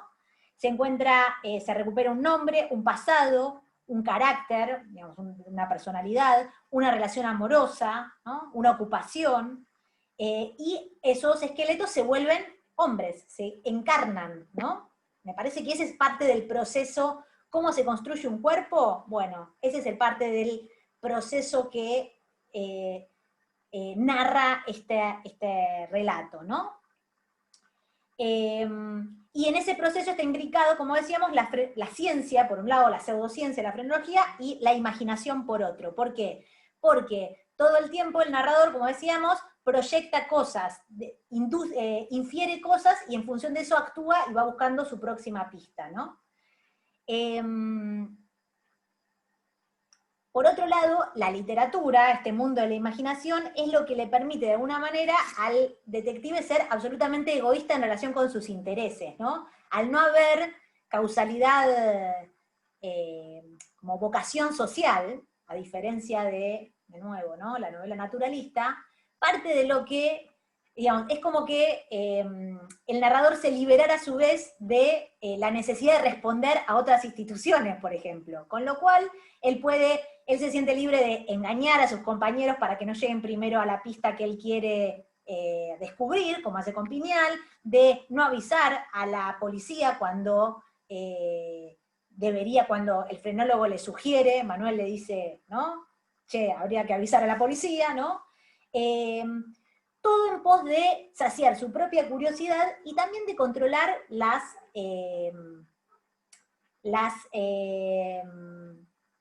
ay, no me sale la palabra. bueno, la trama narrativa, ¿no? Del propio relato. Él no quiere que nadie despierte, o sea, que nadie avive al asesino, por eso no quiere compartir con nadie justamente lo que va descubriendo, ¿no? Y en este posicionamiento del narrador en relación con sus intereses y con cómo piensa la literatura, que es como un entretenimiento, también hay una posición en la que él mismo se coloca por fuera de lo institucional, ¿no? Y critica esa institución, porque de hecho dice, no voy a la policía porque el sistema de justicia en este país es demasiado complicado. Hasta que se producen todos los pasos que se tienen que producir, el culpable ya escapó, ¿no? Eso es parte de un elemento central que se relaciona y al mismo tiempo es diferente con el policial clásico, ¿no? Porque el detective del policial de enigma siempre es más, digamos, supera en sus capacidades deductivas a la policía, a la institución, pero al mismo tiempo dialoga con la institución, va y le lleva sus resultados, reafirma la ley, ¿no? Eso es parte de lo que pone en juego el policial de enigma clásico, justamente que se vuelva al orden al final se produce un desequilibrio en la sociedad y a partir de la resolución del enigma se justamente restablece la ley, ¿no? El orden. Y en este caso no va a suceder eso. ¿Por qué? Porque la solución en todo caso va a estar en manos del narrador, ¿no? Que va a tomar sus propias decisiones en relación con lo que considera que es justo, ¿no? Lo que es la verdadera justicia en el relato y para con la culpable, ¿no? De estos asesinatos. Entonces, podríamos pensar que hasta que se resuelve, o se tiene como un esquema cerrado de lo que sucedió con esos cuerpos, el narrador está persiguiendo algo que tiene que ver justamente con una inquietud del orden de lo individual y del entretenimiento, ¿no? Del disfrute, ¿no? Le interesa saber qué pasó porque no puede, porque siente fiebre por esa curiosidad que le despierta, ¿no? Esta serie de faltantes, de cuerpos que faltan. Hasta que, podríamos decir, conoce a Clara, ¿no? Ahí se cerraría como toda una parte del relato. ¿Por qué digo esto? Porque cuando conoce a Clara, esos dos capítulos finales, me parece que ahí empiezan a aparecer otras cosas, ¿no? Nosotros nos desayunamos cuando él le grita a Antonio Lapas, que sale corriendo, que Antonio Lapas es en realidad una mujer, si bien, ¿no? Se habían planteado indicios antes, si uno lee para atrás, decís, claro, los ojos que se tapan, lo femenino, digamos, se van dando pistas de aquello que va a terminar sucediendo, ¿no? Eso es parte de como la habilidad de justamente de desarrollar una buena trama policial, ¿no? Dejar todo a la vista y sin embargo evitar que el actor se dé rápidamente cuenta de lo que está pasando, ¿no? Eso es parte de, ¿no? La habilidad del policial. Entonces, deja todo a la vista y sin embargo no nos damos cuenta que Clara es Clara, porque lo que se reserva es justamente la pieza central de información, que es ese papelito que encuentra en el que aparece el nombre de Clara, ¿no? Clara T. Eso es lo que el narrador se reserva para Manuel y para nosotros como lectores, ¿no? Es como el engaño. Hasta que justamente conoce a Clara y la lleva a su casa, ¿no? Le ordena ir a la casa para confrontarla, ¿no? Y ahí nos encontramos con otro personaje, con la asesina, ¿no?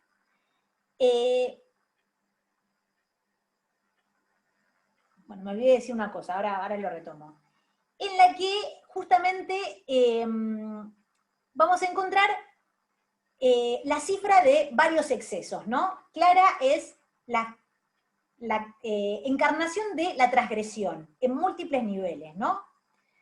Y un exceso que va a terminar siendo medicalizado, ¿no? Que se le llama neurosis, y para el cual no hay solución, ¿no? La ciencia no tiene una respuesta para eso, solo la muerte, ¿no? La justicia divina, diría el narrador, ¿no?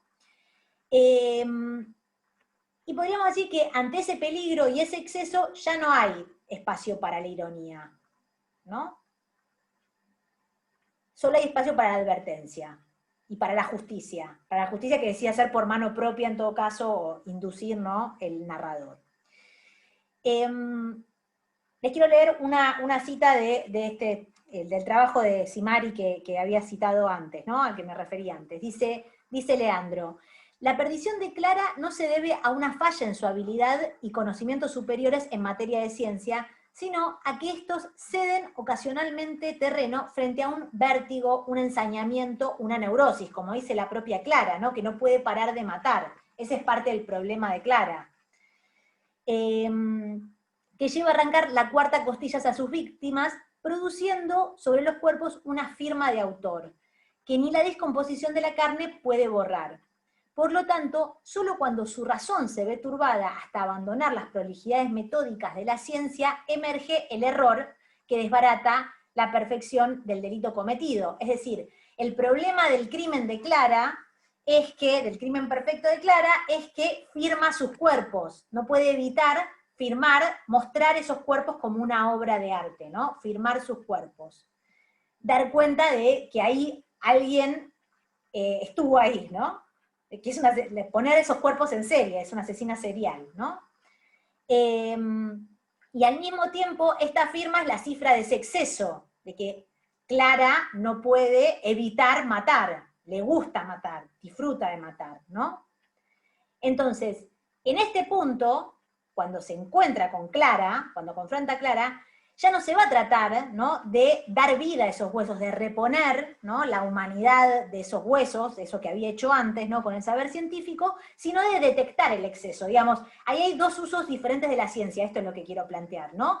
Si la ciencia, a partir de la frenología, había sido usada antes para reponer la individualidad y la humanidad de esos restos humanos, en el caso de Clara, la ciencia va a ser utilizada para detectar el exceso en Clara, el problema en Clara, ¿no? En algún punto, deshumanizarla, entre comillas, porque la medicaliza, ¿no? La convierte en una enferma, ¿no? Ya no es alguien que pueda circular en la sociedad, a eso voy, ¿no? Y que en algún punto justifica su ajusticiamiento, ¿no? La forma de morir, lo que en todo caso le preserva el narrador es ir a la justicia, pero debe morir Clara. Entonces, la ciencia, en el caso de Clara, sirve para detectar un exceso, ¿no? Es la locura que ya no ve en esos cuerpos, la locura de la propia Clara, que ya no ve en los cuerpos un medio para consumar una venganza, ¿no?, matar y punto, sino una obra de arte que debe ser identificada y reconocida. Este es el problema de la firma, ¿no? Clara firma los cuerpos para justamente dar cuenta que ahí hay un mensaje, ¿no? Esa es parte de el cambio de función en relación con Clara y esos cuerpos, ¿no? A su vez es lo que le permite al narrador encontrarlos. Entonces, es aquí, ¿no?, en este momento, cuando se descubre el cuerpo firmado, que es en el capítulo 5, en realidad el cuerpo se descubre antes, ¿no?, cuando se abre, podríamos pensar, otro problema, que es el problema de Clara, ¿no?, en donde ya no hay curiosidad, digamos, ya no corre tanto la curiosidad y la ironía, digamos, esos elementos con los que se había movido el narrador hasta ese momento, ¿no?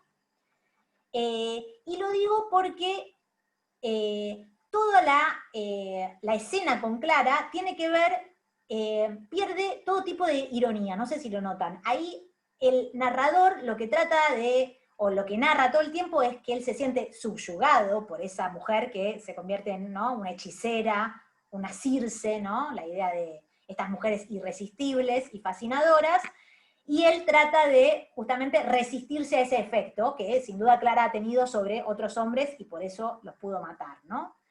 Y este es el momento, en esa descripción, en la que esa narración, digamos, el tono del narrador ya no es irónico ni entretenido, sino que se vuelve una advertencia. Esas son las mujeres, podríamos decir, de las que hay que cuidarse, digamos. Ahí hay un cambio de tono, y hay otro, por eso digo, hay otro uso del discurso científico y de la ciencia, y también hay un cambio de tono en el narrador, ¿no? De hecho, es el único momento en el que aparece el propio cuerpo del narrador, que no aparece en todo el relato, salvo en ese momento, ¿no? En el que, cuando ve a Clara vestida de Clara, dice, sentí que todas las inserciones musculares parecían desprenderse de sus respectivos asientos, y que todas las auroras me enviaban soplos de vida joven y fresca, ¿no? Es el único momento en el que se ve afectado el cuerpo del narrador. El cuerpo de Clara es un cuerpo, en ese sentido, muy clásico y tradicional, es el típico cuerpo de la mujer fascinante y fascinadora, ¿no? Los ojos negros aterciopelados, la boca carnosa, bastante arquetípico en ese sentido. Las cejas finas, ¿no? La idea de la feminidad, que está todo el tiempo, el perfume irresistible, que en realidad es un veneno, la típica forma de matar de las mujeres es el veneno, ¿no? Eso es algo también muy tradicional de la literatura occidental, ¿no? Y a su vez toda esta imagen tradicional, típica de la hechicera, está puesta al servicio de contar una serie de transgresiones que comete este personaje. Por un lado, la transgresión de la identidad de género, ¿no? De la transgresión de género al encarnar a un hombre, al convertirse en un drag king, ¿no? Pero también la transgresión del saber, digo, de hacerse cargo de ese conocimiento científico médico, ¿no? Saber cómo, por ejemplo, remover una costilla, digamos, anatómico, el saber anatómico, por fuera de la institución. Esa es la transgresión. No es que ella tiene un título de medicina, no estudia, ni Antonio Lapas ni Clara estudian en la facultad, ¿no? Es decir, que transgrede el saber médico. Y también ejerce sin título, y por eso también cuando llegan al cuarto de Clara se dice que tiene un montón de libros de medicina, ¿no? Eso es parte de cómo da cuenta el propio narrador de esa transgresión. Y también, me parece, y más importante aún, hay una transgresión del orden del placer sexual, ¿no? Que eso también está muy presente en el texto, en esa idea de que ella tiene una compulsión por matar y lo disfruta, esto que ella describe como un ensañamiento, una neurosis, ¿no? ¿Y por qué lo conecto con el placer sexual? Porque por un lado es una mujer caída, es alguien que ha perdido su virtud, digamos, su primer crimen tiene que ver con eso, con el hombre que la ha abandonado, ¿no? Ella se entrega, según los códigos de la época, entrega su virtud y él no quiere casarse, se queda embarazada y no quiere casarse con ella, ¿no? Entonces ella lo mata. Entonces, ya hay un disfrute sexual que implica una transgresión, ¿no? A los códigos, a las convenciones de la época. Pero por otro lado, esa primera transgresión, que después se va a transformar en venganza, se metaforiza de alguna manera en justamente la idea de que ella clava el escalpelo en los hombres, ¿no? Que son sus víctimas. Que eso, digamos, no lo digo yo, es una imagen que encuentra Román Setón, que es un crítico que también trabaja con el cuento, con el relato, ¿no? Que dice, bueno, en esa idea de clavar el escalpelo sobre el cuerpo masculino hay una inversión de los roles de género en el encuentro sexual, ¿no? Es la mujer la que clava al hombre, ¿no? Y eso se disfruta, hay un goce, como ella misma dice, ¿no? Que se dispara en el momento de matar, y que llega incluso al momento en el que ella misma muere, ¿no? Muere como en éxtasis, dice el narrador. Entonces, esta es la transgresión, a la larga, sobre la cual se está haciendo una advertencia. Por eso digo, este es el momento en el que, podríamos decir, Holberg pierde toda su dimensión lúdica, irónica, ¿no? Esta idea de la distancia que permite lo metatextual, y el texto cierra como una especie de moraleja, que es esto, ¿no? Tengan cuidado con las mujeres transgresoras, con las mujeres bellas e inteligentes, ¿no? Y sobre todo transgresoras. Este es el problema de Clara, que hace justicia por mano propia, ¿no? Asalta el saber, posa de hombre, ¿no? Y eso es lo que, para justamente, para plasmar esa advertencia, se recurre nuevamente a la ciencia, ya no para encontrar una solución, sino para diagnosticar, ¿no? Se dice que es una neurótica o una histérica, ¿no? que de hecho, bueno, ahí también tienen el texto de Gabriela Nussels, la bibliografía complementaria, que justamente trabaja esta idea de la histeria como el argumento para medicalizar el cuerpo de... la histeria como el diagnóstico que fija en la genitalidad, porque la histeria siempre tenía que ver justamente con los desórdenes del útero femenino, ¿no? Bueno, femenino, de útero en ese momento, justamente fijar en la genitalidad el origen del delito, ¿no? La idea es esa, hay un desorden en la feminidad de Clara que es lo que la lleva eventualmente a matar. Cuando se le llama histérica tiene que ver con eso.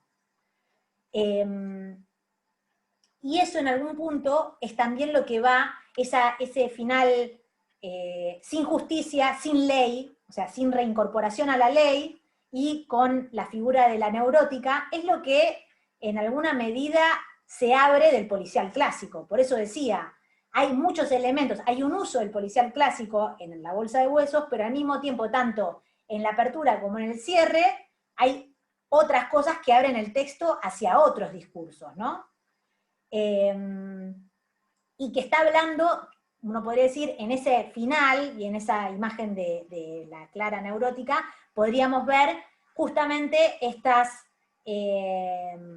estos fantasmas que yo mencionaba antes en relación con Nevi al principio de la clase, los fantasmas en torno a la mayor participación de las mujeres en la sociedad que va de la mano con el proceso de modernización de la Argentina en ese momento, ¿no? Con el acceso de las mujeres a la universidad, ese es el momento en el que empiezan a justamente estudiar las primeras mujeres en la Facultad de Medicina, ¿no? Y también con ciertos ¿no? Desórdenes en relación con las relaciones vinculares, esto que yo les marcaba la semana pasada en relación con Cambaceres, del matrimonio civil como algo, percibido como algo que, si bien es muy defendido por el sector liberal, al mismo tiempo va a hacer emerger un montón de fantasmas alrededor de la desacralización del vínculo, ¿no? Entonces, esto es lo que lleva, por ejemplo, a Josefina Ludmar a decir que Clara, ¿no? es la primera mujer que mata de una larga cadena de mujeres que matan en la literatura argentina, y que es la que encarna mejor que nadie la modernidad del fin de siglo, dice ella, ¿no? En la literatura científica del relato policial. Mata a hombres de ciencia cuando se saca la ropa de hombre y no recibe justicia del Estado en el momento mismo en que aparecen las primeras mujeres en la Facultad de Medicina en la Universidad de Buenos Aires, ¿no? Es decir, médicas que fueron también las primeras feministas. Esto es lo que pone en relación Ludmer cuando analiza el personaje de Clara, ¿no? Como, miren la vuelta que da el texto, como de un narrador que afirma que no tiene nada que ver ese relato con la realidad, al final, ¿no? Aparece la cuestión de la advertencia social, ¿no? No es un relato que se piensa a sí mismo como un documento de verdad para producir un cambio social, y sin embargo, sí hay un eco de aquello que percibe como un problema, por lo menos en función de lo que podemos leer en el texto. Bien, hasta acá. Dije muchas cosas, pero espero que se haya entendido. ¿Alguna consulta, comentario? Profesora, ¿los textos de Ludmer, Romance, Toni y Simari están en el campus? Mirá, el de Cetón está seguro en... el de Ludmer no sé, no me fijé porque está en la complementaria. El de Cetón está en internet, se busca. El de Simari te lo paso yo, si querés. Mandame un mail y se lo paso porque es una ponencia de unas jornadas, así que a quien le interese el texto, me escribe y yo se los paso. Tengo, aparte, tengo a prueba. Ah, bueno, se los mando directamente entonces hoy cuando mando el link. Dale, porfa. Sí, pues yo con Leandro ya, lo usé el año pasado y ya tengo permiso de él, así que también se lo paso. Y el de Ludmer, me voy a fijar, es un texto reconocido de ella, yo sí no se los paso también, porque está en la complementaria.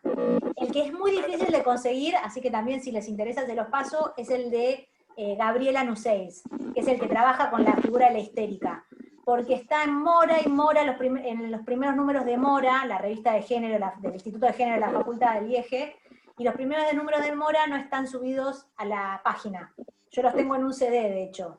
Así que si quieren, que también esté en la complementaria, se los paso.